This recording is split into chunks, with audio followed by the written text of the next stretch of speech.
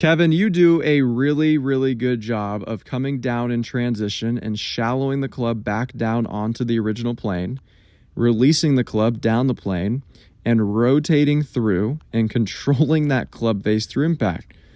Okay, so that is really solid.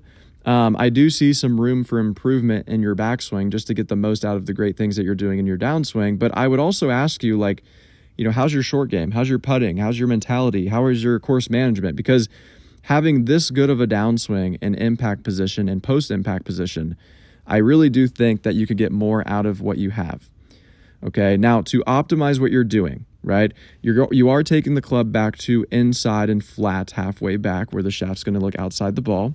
You definitely are going to restrict your hip turn and get too high with your hands and arms at the top of your swing where your lead arm's above your shoulder plane.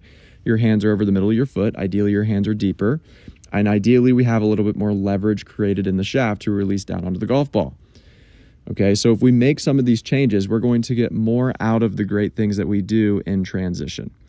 Okay, so what I want you to do is I want you to go up to a wall in your house, and I want you to turn your hips open 45 degrees in your backswing.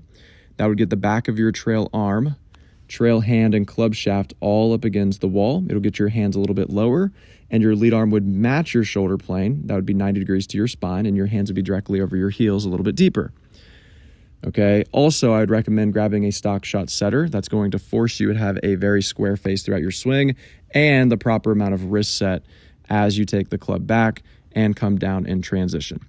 Okay, I still would ask the question though, like, how's your short game? How's your putting? How's your pre-shot routines? How's your course management? All that stuff, because this is really, really solid. Okay, if you're somebody watching this video and you would like a full assessment of your swing, comment the word assessment below and I'll send you a DM.